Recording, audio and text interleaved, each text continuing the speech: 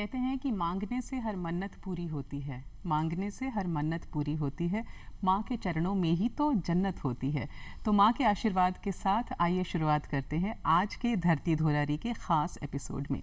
नमस्कार, good morning, खम्मा घणीसा। मेरा नाम है अनामिका और आप सभी का हार्दिक अभिनंदन आज के एपिसोड में। देखिए, मनुस्मृति में कहा गया है कि यत्र नार्यस्तु पूज्यन्ते रमन्ते तत्र देवताः, यत्र नार्यस्तु पूज्यन्ते रमन्ते तत्र देवताः, यत्र तस्तु न पूज्यन्ते सर्वास्त्र त्राफला क्रिया।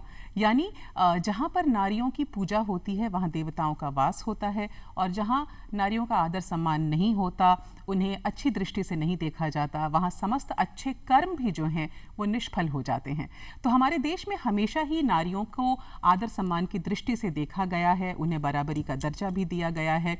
औरत का चाहे कोई भी रूप हो, वो माँ के रूप में हो, बहन के रूप में हो, बेटी हो, प्रेयसी हो या पत्नी हो, हर रूप में औरत ने, स्त्री ने पुरुषों को संबल, स्नेह और मार्गदर्शन प्रदान किया है। इसीलिए कहा जाता है कि हमारा देश बहुत ही ज़्यादा खास है। और देखिए, हमारे देश में तो एक डेडिकेटेड पर्व भी है जो पूरी तरह से आदिशक्ति को, महिलाओं को, नारियों को समर्पित है, और उस पर्व का नाम है नवरात्र, जिसका हर साल हम बेसब्री से इंतज़ार करते हैं।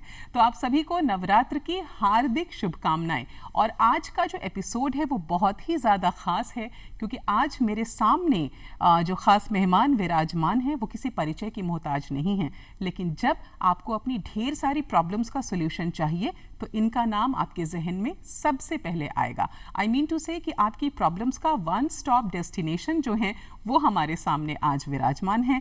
माँ निर्मला सेवानी जी, आप एस्ट्रोलॉजर हैं, हीलर हैं, थेरेपिस्ट हैं, मेडिटेशन एक्सपर्ट हैं, यज्ञाचार्य हैं, मंत्रज्ञ हैं, वॉइस वाइब्रेशन एक्सपर्ट हैं, और जहाँ तक मुझे पता है, मेरी लिटिल नॉलेज है मैम, कि जो 5 तरह के यज्ञ हैं उसमें 67 काइंड्स ऑफ यज्ञ भी जो होते हैं, आप इंडिया में अकेली ऐसी फीमेल हैं, ऐसी यज्ञ आचार्य हैं जो इनको परफॉर्म करती हैं।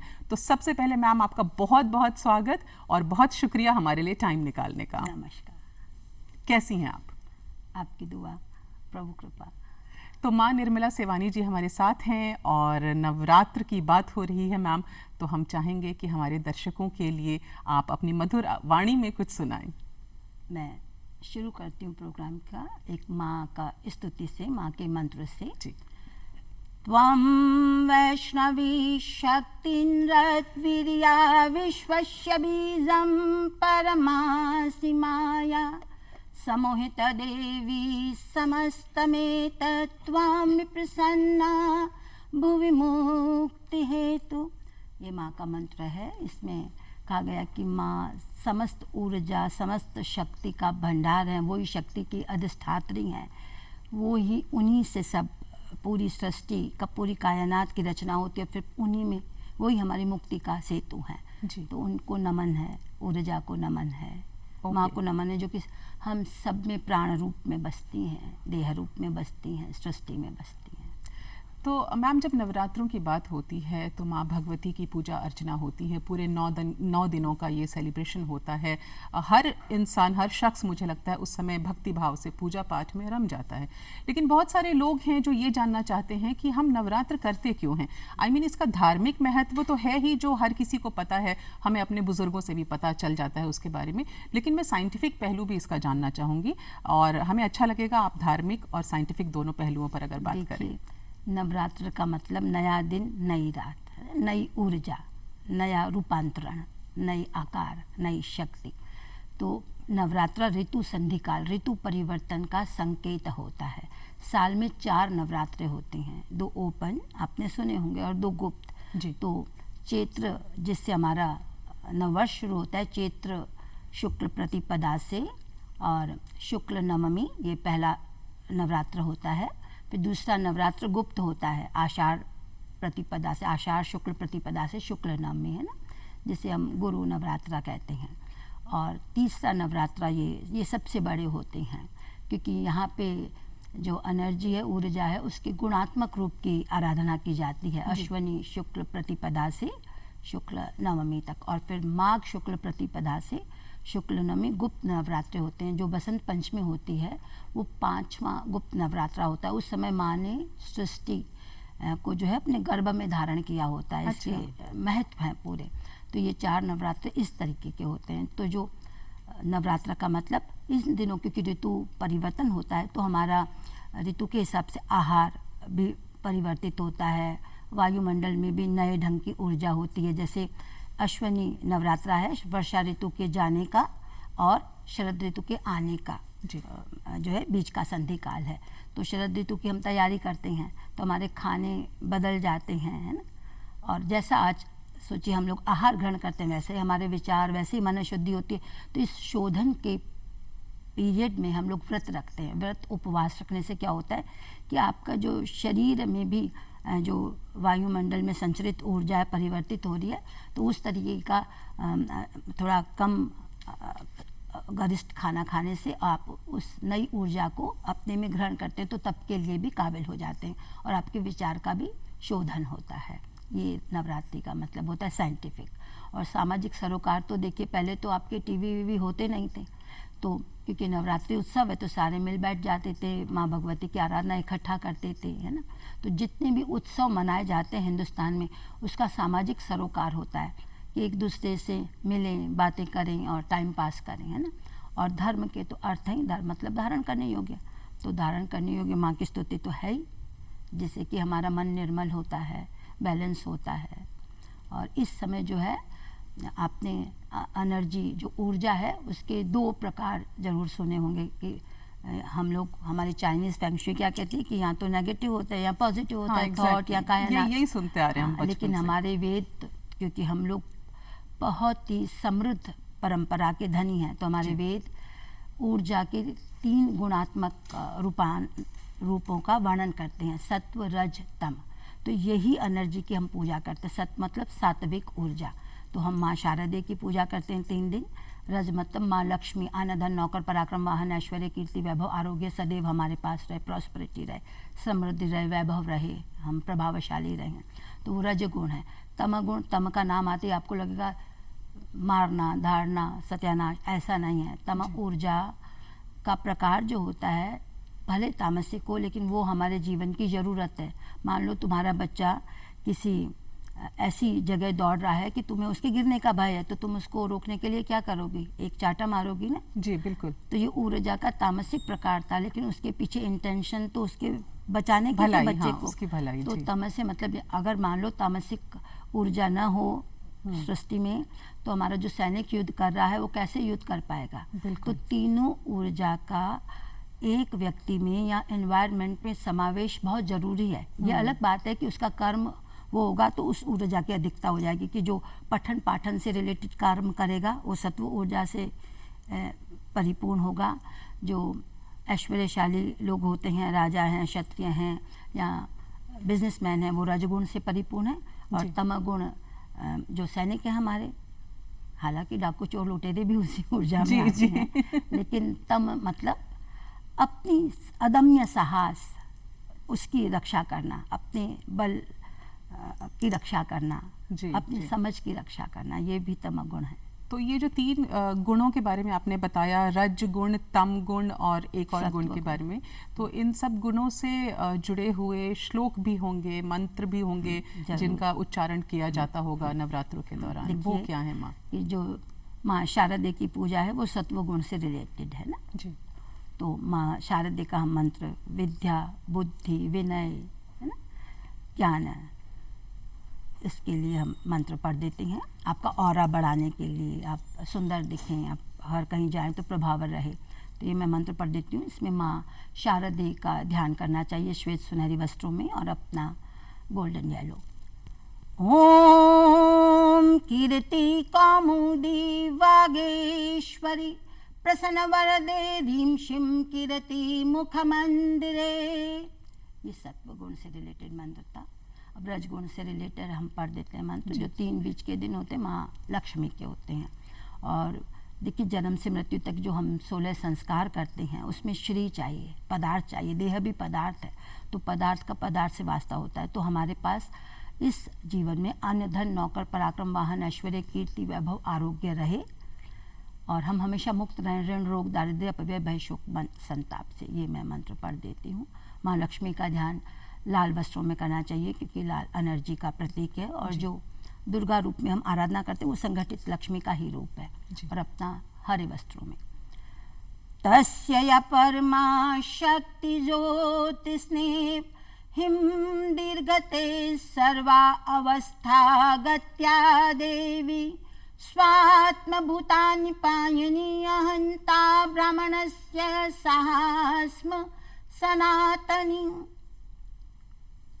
और माँ काली का भी अब तुमने पूछा है तो मंत्र पढ़ देते हैं। जी बिल्कुल। और इसकी देखिए कितनी सुंदर अर्थ मैं पहले बता देती हूँ कि जिस प्रकार तृण काष्ठ के ढेर को क्षण भर में अग्नि प्रज्वलित होकर नष्ट कर देती, उसी तरीके से माँ काली मेरे मन में जो कुविचार हैं या जो भी नेगेटिविटी है, फियर, फोबिया, डर, भय, इनसिक्योरिटी, चिंता है, उसे खत्म करें, मतलब डिस्पेल जो करें। तम गुण है, हाँ, जो मतलब नेगेटिविटी है, तम तो नहीं। Negativity।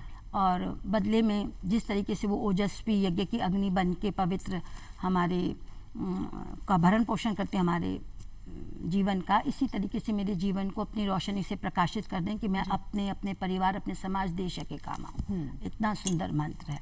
तो ये तम गुण का मंत्र है, जिसमें तम गुण की अधिष्ठात्री माँ काली की आराधना की जाती है और माँ काली का ध्यान करना, क्योंकि वो तो मुंड मालिनी होती हैं और अपना लाल वस्त्रों में। क्षणेन तन्महासैन्यं सुराणा तथा अंबिका निन्येषा वै स्तृणन् दारुणं महाचयन्। आपके तीनों मंत्र हो गए सत्वरजतम से। बहुत ही सुंदर माँ, मुझे ऐसा लग रहा है कि मंत्रोच्चारण ही करते रहें, लेकिन शो में हमें आगे भी बढ़ना है। और जो दर्शक हमारे साथ अभी अभी जुड़े हैं उन्हें बता दें कि आप देख रहे हैं धरती धोरारी का ये ब्रांड न्यू एपिसोड एक नए कलेवर में। और आज हमारे साथ बतौर अतिथि, बतौर गेस्ट विराजमान हैं हमारे स्टूडियो में माँ निर्मला सेवानी जी। आप जानी मानी एस्ट्रोलॉजर हैं, मेडिटेशन एक्सपर्ट हैं, यज्ञाचार्य हैं, मंत्रज्ञ हैं, और भी बहुत सारी बातें हैं जो हम मैम से यहाँ पर करेंगे, बहुत सारी बातें हम जानेंगे। अभी आपने एनर्जी के बारे में हमें बताया, तो क्योंकि नवरात्रों का वक्त है और माँ की बात हो रही है, आदिशक्ति की बात हो रही है, माँ भगवती की बात हो रही है, और आप बतौर अतिथि हमें बता रही हैं कि माँ की भक्ति के क्या प्रकार हैं, कितने तरह के यज्ञ होते हैं, कौन कौन सी एनर्जीज़ होती हैं, जो अभी तक हम बचपन से जानते थे कि दो ही एनर्जीज़ होती हैं, पॉजिटिव एंड नेगेटिव। मैम, देखा जाता है कि नवरात्रों में हवन करने का बहुत ही ज़्यादा प्रचलन है और धर्म के अनुसार, शास्त्रों के अनुसार ये बहुत ज़्यादा ज़रूरी भी है, अनिवार्य भी है। तो आप क्योंकि यज्ञाचार्य हैं और हमने सुना है कि 67 तरह के यज्ञ जो होते हैं, वो जो क्रियाएँ होती हैं, उसमें आप पारंगत हैं, तो सबसे पहले तो मैं यज्ञ का महत्व जानना चाहूँगी कि क्या यज्ञ करने से वातावरण के साथ मन की शुद्धि, तन की शुद्धि, विचारों की शुद्धि भी होती है, और क्या क्या साइंटिफिक एस्पेक्ट्स होते हैं इसके? देखिए, हमारा यजुर्वेद कहता है कि सृष्टि में कुछ पैदा नहीं होता, कुछ नष्ट नहीं होता। ये आपका साइंस भी कहता है, प्रोपोर्शन और कॉम्बिनेशन बदलते हैं ना? और ये भी आपका साइंस कहता है कि जो कुछ भी आप बोलते हैं वो कभी खत्म नहीं होता, नष्ट नहीं होता। Word can not be destroy, ये आपका साइंस कहता है। हमारे प्राचीन मनीषी तो वैदिक समय से ही कहते थे कि शब्द जो है ब्रह्म है, शब्द की स्थिति आकाश के परे है और कभी नष्ट होता ही नहीं शब्द। तो हमारा यजुर्वेद कहता है कि मंत्र माने मंत्रो मननात्, ऐसे शब्दों का गुच्छा या वर्ण पद समूह जिसे आप बार बार बार बार उच्चारित करें। क्यों उच्चारित करें? कुछ संकल्प लेके, है ना? संकल्प क्या? आपकी देह से रिलेटेड हो सकता है कि हमारा शरीर ठीक रहे, स्वास्थ्य, आपके धन से रिलेटेड हो सकता है, आपके यश से रिलेटेड होता है, आपके शत्रुनाश से रिलेटेड, जो भी हमको देह से रिलेटेड ज़रूरतें हैं उसका कोई भी संकल्प लेके, विद्या बुद्धि से रिलेटेड हो सकता है, कोई पद प्राप्ति से रिलेटेड हो सकता है। तो जो भी जब कोई उद्देश्य या संकल्प लेके हम मंत्र को उच्चारित करते हैं तो वो जो वायुमंडल में पहले से प्रतिष्ठित शब्द हैं उसमें से एनर्जी के माध्यम से पिघल करके हमको मिल जाता है। क्या जो उद्देश्य, ध्येय या लक्ष्य प्राप्ति के लिए हमने वो मंत्र पढ़ा। तो एक मंत्र या यज्ञ तब जागृत होता है जब उसमें 5 साइंस इकट्ठा काम करती हैं। प्रोपोर्शन, कॉम्बिनेशन की साइंस जो कि आपको रिजल्ट के फॉर्म में मिलेगी, चाहे वो आपकी हेल्थ थी, वेल्थ थी, मेंटल पीस था, सोशल ऑरा था, प्रॉस्पेरिटी थी, जो भी। किसके थ्रू? लाइट, साउंड, पेस और एनर्जी के थ्रू। इतनी सुंदर साइंस है ना? तो और जब हम उसका देखिए क्या महत्व है कि हम जो इसका पौराणिक महत्व है कि अग्नि जो है हमारे लिए भगवान का मुख होती है और जो हम संविदा की आहुति देते हैं वो भोजन। तो जब भी हमको अपनी कोई मन अनुकूल बात मनवानी होती है अपने देवी देवताओं से, अपने अधिष्ठात्री माँ से या अधिष्ठाता देव से, तो हम यज्ञ में आहुतियाँ डालते हैं और अपनी मनचाही मुराद पाते हैं। तो नवरात्रि क्योंकि देवी के आराधना के दिन होते हैं, तो उसमें अनुष्ठान का बहुत ही महत्व है, बहुत ही महत्व है। और यज्ञ का विशेष करके, और नवाण का, क्योंकि माँ सृष्टि की अधिष्ठात्री हैं, उन्हीं ने सृष्टि का सृजन किया, वो ही उसका भरण पोषण करती हैं और फिर वापस अपने में समाहित कर देती है ऊर्जा, प्रकार, है ना, एनर्जी। तो इसलिए उसके अनुष्ठान के बहुत महत्व हैं। विभिन्न विभिन्न संविधाएं मिलाकर के हम उसको 5 तरीके के यज्ञ होते हैं। 67 तो कॉम्बिनेशंस हैं। तो जो 5 यज्ञ होते हैं वो क्या होते हैं? पुष्टिवर्धक, आपने नाम सुना होगा, जो हमारे भरण पोषण से रिलेटेड यज्ञ है ना, जो हमको अन्न धन देगा, जल देगा, जो भी प्रॉस्पेरिटी की चीज़ें, उसको हम पुष्टिवर्धक आराधना कहते हैं। फिर वशीकरण, मतलब प्रभाव वृद्धि का नियम।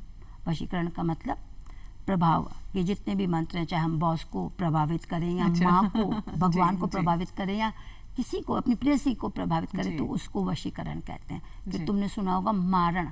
मारण माने नष्ट कर देना। तो नष्ट कर देने का मतलब ये है कि वो कॉम्बिनेशन, वो प्रोपोर्शन जो हमारे लिए बुरा है, उसको नष्ट कर दो, है ना। समाज में गंदगी को नष्ट करो, है ना, बुराइयों को नष्ट करो। राइट।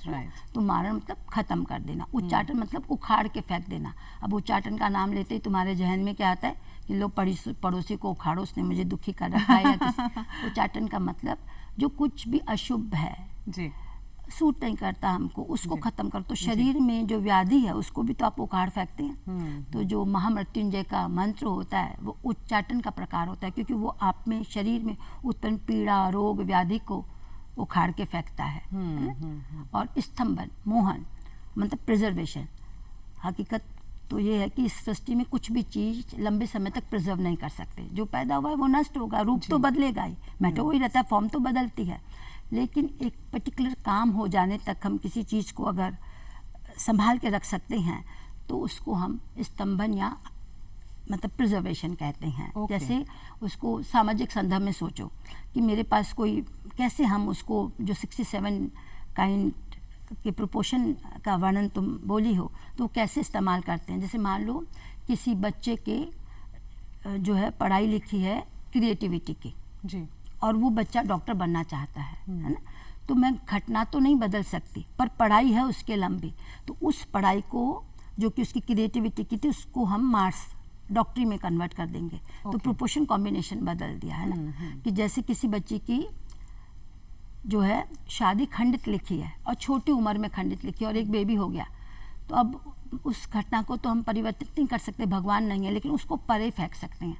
जो उसकी शादी जो है 15-17 साल तक टिकी रहे, उसका बच्चा बड़ा हो जाए, फिर जाके टूटे तो टूटे, या जो होना है हो जाए। तो इसको प्रिजर्वेशन को इस तरीके से इस्तेमाल किया जाता है। यानी एज अ होल देखें तो ये सारा कुछ जो है वो एक तरह की एनर्जी है जिसको कि हम रिशफल कर सकते हैं। Very nice. चेंज मतलब प्रोपोर्शन कॉम्बिनेशन को बदल सकते, रूपांतरित कर सकते हैं। कहते भी तो है, मैटर वही रहता है, फॉर्म बदलते। तो थ्रू यज्ञ आप उस फॉर्म को जनरेट कर सकते हैं जो आपके संवर्धन के लिए, आपके पोषण के लिए, आपके हित के लिए जरूरी है, मानवता के लिए जरूरी है। और ये एकदम साइंस है, ये न तो धर्म है। देखिए हमारे वेद जो है न धर्म है, न अध्यात्म है, न दर्शन है, विशुद्ध ज्ञान है, विशुद्ध ज्ञान है, विशुद्ध साइंस है। आप देखिए जहाँ हजारों साइंस खत्म होती हैं वहाँ हमारा यजुर्वेद शुरू होता है। बिल्कुल खूबसूरत। मैम आप प्रेडिक्टिव साइंसेस से भी जुड़ी हुई हैं, तो बहुत ही संक्षिप्त में, ब्रीफ में आपसे जानना चाहेंगे कि इसको कैसे इंटरप्रेट करते हैं। देखिए किसी भी ज्ञान के 2 भाग होते हैं। एक डायग्नोस्टिक पार्ट है ना, वस्तु स्थिति नापना, है ना। अब वस्तु स्थिति कैसे, अगर जी मैं मान लीजिए पाम पढ़ती हूँ तो आपके जीवन में घटने वाली घटनाएं बताऊंगी कि शादी कब होगी, बच्चे कब होंगे, या क्या क्या घटना गुजरेगी। हॉरोस्कोप देखूंगी तो हॉरोस्कोप से तो astrology, palmistry, posture reading, vibration पकड़ना, ये सब प्रेडिक्टिव आपके जीवन में घटने वाली घटनाओं का निरूपण करती हैं। जैसे डॉक्टर के पास जाओगे तो तुम बीमारी का एक्सरे करेगा तो बताएगा कि आपको तो अल्सर है या आपको कैंसर है या आपको क्या है। तो ये वस्तु स्थिति का निरूपण करना प्रेडिक्टिव साइंस है। लेकिन आप केवल इसी के लिए तो डॉक्टर के पास नहीं गए कि उसने बता दिया जी आपके तो पेट में अल्सर है, तो आप उसको ऑपरेशन कराते हैं। तो किसी भी ज्ञान के 2 पहलू होते हैं। पहला वस्तु स्थिति मतलब उसका डायग्नोस करना, निरूपण करना यथास्थिति का, और उसके बाद उसका हीलिंग करना, थेरेपियल वर्ड को इस्तेमाल करना। तो एज ए थेरेपिस्ट मैं यज्ञों की विधा को मैक्सिमम इस्तेमाल करती हूँ, मेडिटेशन को इस्तेमाल करती हूँ, स्टोन थेरेपी को इस्तेमाल करती हूँ, या दान वान, क्योंकि हम धार्मिक लोग होते हैं तो दान देखिए विग्रहों की पीड़ा काटते हैं तो उसको इस्तेमाल करते हैं। तो हर अज्ञाना के दो पहलू होते हैं। मेडिटेशन के बारे में अगर बात ना करें तो शो जो है वो अधूरा रह जाएगा। तो सबसे पहले तो मैं यही जानना चाहूँगी कि मेडिटेशन क्यों करें और कब करें, किस तरह से करें और इसकी क्या सिग्निफिकेंस है? देखिए, मेडिटेशन करने और होने में फ़र्क होता है ना। कहा जाता है, हमारे वेद में वर्णित है कि यथा पिंडे तथा ब्रह्मांडे, तथा ब्रह्मांडे यथा पिंडे, अर्थात जो कुछ भी प्रकाश, ऊर्जा, आपके पूरी कायनात में रोशनी यहाँ वहाँ हर कहीं बिखरी हुई है, वही आपके पिंड में अंतस में है। वो ऊर्जा अंतस में कहाँ है? आधान चक्र पे। चाहे वो आप जान करके या बिना जाने मेडिटेशन कुछ भी अच्छा गुड डीड करते हैं तो वो रोशनी आपके ऊपर उठ जाती है ना। इसको आप सरल ढंग से ऐसे भी समझ सकते हैं कि मीरा, रैदास, कबीर ने तो कभी मेडिटेशन नहीं किया था, तो क्या वो मेडिटेट नहीं हुए थे? वो तो हर दिन 20-20 घंटा मेडिटेट होते थे, क्योंकि उसी में इंटू होते थे। तो वो जो रोशनी आपकी रूट चक्र पे, आधान चक्र पे बिखरी हुई है, वो चाहे जान करके चाहे बिना जाने जब ऊपर को उठती है कुछ अच्छा काम करने से या ध्यान देने से, तो वो रोशनी आपकी नेवल चक्र पे, स्वादिष्ठान चक्र पे छनती है टू क्योर योर सेल्फ। चाहे वो whether it is physical, mental, emotional, spiritual और फाइनेंशियल हो। तो आप अपनी ऊर्जा को रीशफल यहाँ आप करते हैं, छानते हैं, और उस ऊर्जा का इस्तेमाल अपने जीवन को दुरुस्त करने में लगाते हैं, चाहे वो तन हो, चाहे मन हो, चाहे धन हो, चाहे दिमाग हो, चाहे आत्मा हो। तो वो रोशनी जब फिर स्वादिष्ठान चक्र से ऊपर आपके शक्ति चक्र पे या सोलर प्लेक्स पे आती है, तो यहाँ आपको वो फिजिकली हील करती है। फिर वही रोशनी जब आपकी अनाहत चक्र पे जाती है तो हम सब इमोशनली क्लटर्ड होते हैं। हमें बहुत सारी इनसिक्योरिटीज़ हैं, एंजाइटी है, फियर है, फोबिया है, टेंशन है, डिप्रेशन है आजकल। तो ये सब इस अनाहत चक्र पे फोकस होने से जब वो रोशनी आती है तो वहाँ उसको सप्रेस करती है, नलीफाई करती है। तो अब जब आपके बुरे भावन न्यूट्रल होंगे तो क्या एनहांस होंगे? Love, affection, self esteem, generosity, kindness. तो यहाँ आप बहुत अच्छे से इंसान बनते हैं, देवतुल्य। सारी पॉजिटिव एनर्जी जो है अक्यूमुलेट जो यहाँ है, आप इमोशनली स्ट्रेंथ अप होते हैं। जब वही ऊर्जा आपके विशुद्ध चक्र पे जाती है तो यहाँ बुद्धि से, सबकॉन्शियस से शापन होते हैं कि हम क्यों तो इस हमारा अस्तित्व जो है वो क्यों तो इस लोक में आया, किसी मकसद से आया। हर शरीर, हर प्राणी, तो क्यों तो हम इस लोक में आए, उसकी यहाँ समझ मिलती है। और कैसे फिर अपने कर्म करके उस आलोक में विस्तृत हों जहाँ से छिटक के आए हम। तो इसको हम विशुद्ध चक्र कहते हैं। यहाँ आप अपना ऑरा एनहांस करते हैं, यहाँ अपने एग्जिस्टेंस को पहचानते हैं। फिर यही रोशनी जब आपके आज्ञा चक्र पे चलती है, देखिए आप जब फिजिकली ठीक हो गए, इमोशनली ठीक हो गए, बुद्धि से बैलेंस हो गए, उसके बाद आप जो वर्ल्डली ड्रीम देखते हैं इस पृथ्वी पे, वो ड्रीम एम्बिशन में कन्वर्ट होते हैं। फिर उनका आप एग्जीक्यूशन करते हैं अपने कर्म में। तो यहाँ आप अपनी इच्छाओं की पूर्ति हेतु एग्जीक्यूट होते हैं। तो ये आपके आज्ञा चक्र पे। और फिर यही रोशनी जब सहस्त्राधार चक्र पे टकराती है तो पूरे शरीर में प्रवाहित होती है। ये आपकी एक मेडिटेशन यात्रा है। जब एक बार आप मेडिटेट हो जाते हैं तो आप 48 घंटा तक रिजुवनेट रहते हैं और बैलेंस होके अपने जीवन, अपने आसपास के जीवन, अपने परिवार, समाज, देश के संदर्भ में जो भी डिसीजन है वो आप ले सकते हैं। बहुत खूब मैम। समय जो है बहुत ज़्यादा इजाज़त नहीं दे रहा, इसलिए मैं चाहूँगी चलते चलते क्विकली आप हमारे दर्शकों को कोई मैसेज दें। बस नवरात्रि का वक्त है तो हम चाहते हैं कि अपने आसपास भी स्वच्छता रखें। देखिए हिंदुस्तान हम जाते हैं जहाँ जहाँ कूड़े और गंदगी के ढेर हैं, उससे भी स्वच्छ करें और अंतस को भी स्वच्छ करें। अंदर में भी निर्मलता लाएं और अपने आसपास भी निर्मलता लाएं। बस यही संदेश है इस नवरात्रि का। माँ निर्मला सेवानी जी, आपका बहुत बहुत शुक्रिया, आप हमारे शो में आई। बहुत बहुत धन्यवाद मैम। और दर्शकों, आपसे भी इजाज़त लेने का वक्त आ चला है। चलते चलते आपको बता दें कि आप डीडी राजस्थान को फॉलो कर सकते हैं यूट्यूब पर, फेसबुक पर और ट्विटर पे, ताकि आपको तमाम लेटेस्ट अपडेट्स जो हैं वो मिलते रहें। तो फिलहाल अनामिका को दीजिए इजाज़त। नवरात्रों की एक बार फिर से आपको हार्दिक शुभकामनाएं।